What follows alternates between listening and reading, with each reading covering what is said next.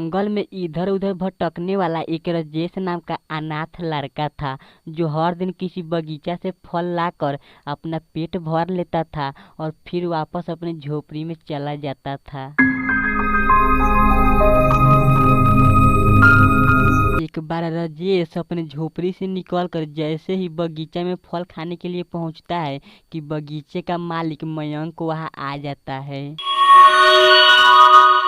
अरे मूर्ख बालक, तुम्हारा इतना हिम्मत कि तुम मेरे बगीचा में घुस गया। चल जल्द मेरे बगीचे से निकल, नहीं तो मार मार कर चुकंदर बना दूंगा। नहीं बगीचा वाला भैया, बस मैं तो रास्ते से जा रहा था कि आपका बगीचा दिखाई पड़ गया तो मैं देखने के लिए आ गया। हाँ तो अब देख लिया तो जल्द यहाँ से निकल जाओ, नहीं तो मैं गुस्सा हो जाऊंगा तो मुझसे बचना मुश्किल हो जाएगा तुम्हारा। मयंक बगीचे वाले का बात सुनकर बेचारा राजेश भटकते भटकते आम बेचने वाला एक बूढ़ा किसान के पास पहुंच जाता है। अरे कोई आम ले लो, आम ले लो, मीठा मीठा आम ले लो, सबसे सस्ता सबसे अच्छा मीठा मीठा आम ले लो।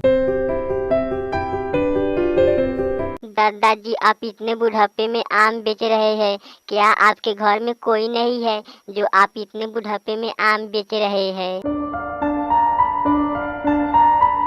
हाँ बेटा, मेरा अपना कोई नहीं है, इसीलिए मैं ही आम बेचता हूँ। और आज तो मेरा एक भी आम नहीं बिक पाया। अब इन सारे आम को घर कैसे ले जाऊंगा? जाते जाते तो रात ही हो जाएगा।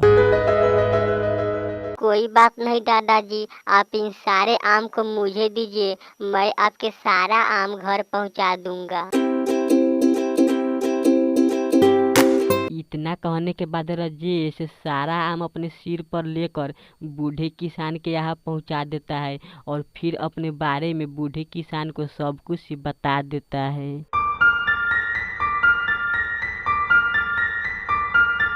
कोई बात नहीं बेटे, तुम्हारा इस दुनिया में कोई नहीं है तो क्या हुआ, आज से मैं तुम्हारा हुआ। तुम्हें जो कुछ भी चाहिए आकर मांग लेना, आज से मेरा सब कुछ ही तुम्हारा हुआ। बूढ़े किसान का बात सुनकर राजेश को खुशी का ठिकाना नहीं होता है और फिर जोर जोर से चिल्लाने लगता है। आम ले लो, आम ले लो, मेरे दादाजी का आम ले लो, बहुत मीठा है, बहुत सस्ता है, आम ले लो, आम ले लो। राजेश के इतना कहते ही बहुत सारे लोग आम खरीदने के लिए आ जाता है और देखते ही देखते मात्र टोकरी में 2 ही आम बचते हैं, बाकी सारा आम कुछ ही क्षणों में बिक जाता है। वाह बेटा, क्या तुम्हारे बोली में जादू है। बोलते ही सारा आम बिक गया और मात्र टोकरी में 2 ही आम बचे हैं। इन दोनों आम को तुम अपने घर ले जाओ, बो देना, ताकि तुम्हारे पास भी आम का पेड़ हो जाए और तुम भी आम बेचने लगो। बूढ़े किसान के कहने पर राजेश आम के बीज को बो देता है, जिनसे आम के बीज धीरे धीरे एक बहुत सुंदर पौधा बन जाता है।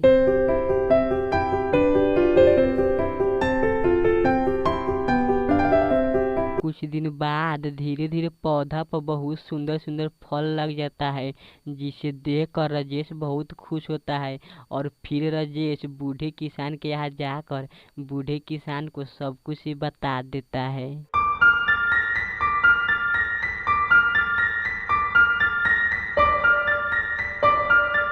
अरे तब तो ये बहुत खुशी का बात है कि तुम्हारे पास भी आम का पेड़ हो गया। अब तुम शुभ काम में देरी मत करो, जाओ कल से तुम भी आम बेचना शुरू करो। राजेश बूढ़े किसान के यहाँ से अपने घर लौट आता है और अगले दिन जैसे ही अपने आम के पेड़ के पास पहुँचता है कि देखता है कि एक खूबसूरत चिड़िया सारे आम को छेद कर दिया है, जिनसे सारा आम खराब हो गया है। ओहो मेरे बच्चे, तुम इतने उदास मत हो, मैंने ही तुम्हारे आम में छेद किया हूँ, मैं एक जादुई चिड़िया हूँ। एक चिड़िया होकर भी बोल रहे हो, तब तो तुम जरूर ही कोई जादुई चिड़िया ही हो।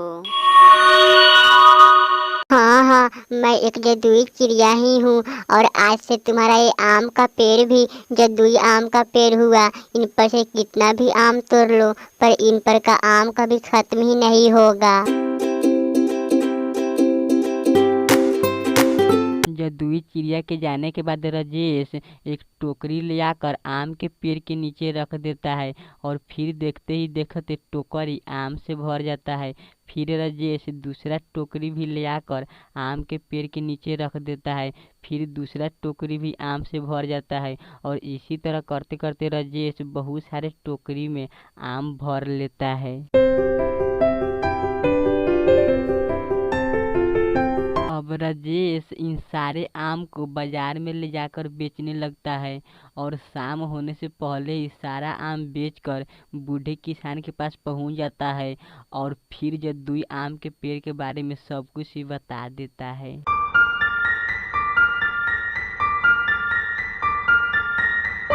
तब तो ये बहुत खुशी का बात है बेटे। अब हम दोनों भी मिलकर आम बेचेंगे तो खत्म नहीं होगा। हा हा हा हा।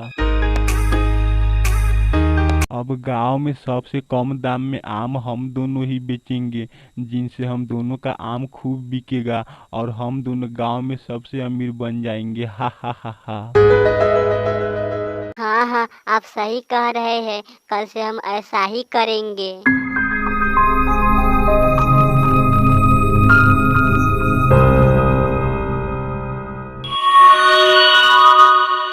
अगले दिन से राजेश और बूढ़ा किसान कम दाम में ही आम बेचना शुरू कर देता है, जिनसे इन दोनों का सारा आम बिक जाता है। लेकिन वही गांव के दूसरे छोर पर मयंक आम बेच रहा होता है, पर मयंक का एक भी आम बिक नहीं पाता है।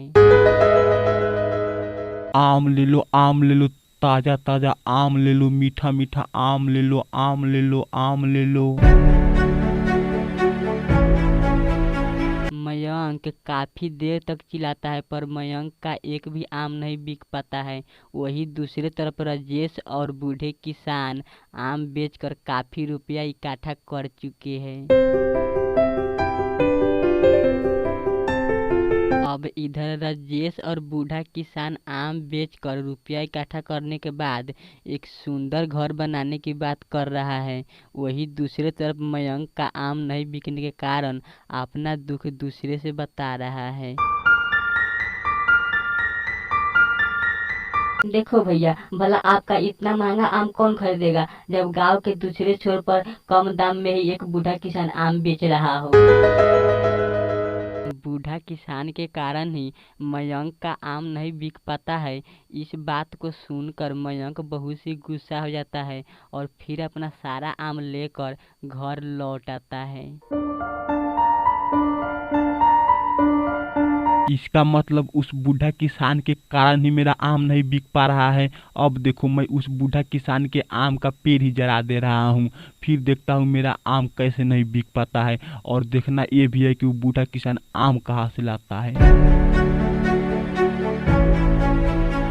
जैसे ही रात होता है कि मयंक आग का गोला लेकर बूढ़े किसान का आम का पेड़ जलाने के लिए आ जाता है।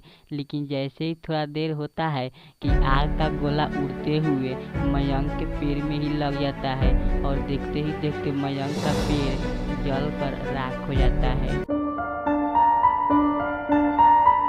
अरे मैंने क्या कर लिया, मैंने तो गुस्सा में आकर अपना ही पेड़ जला लिया।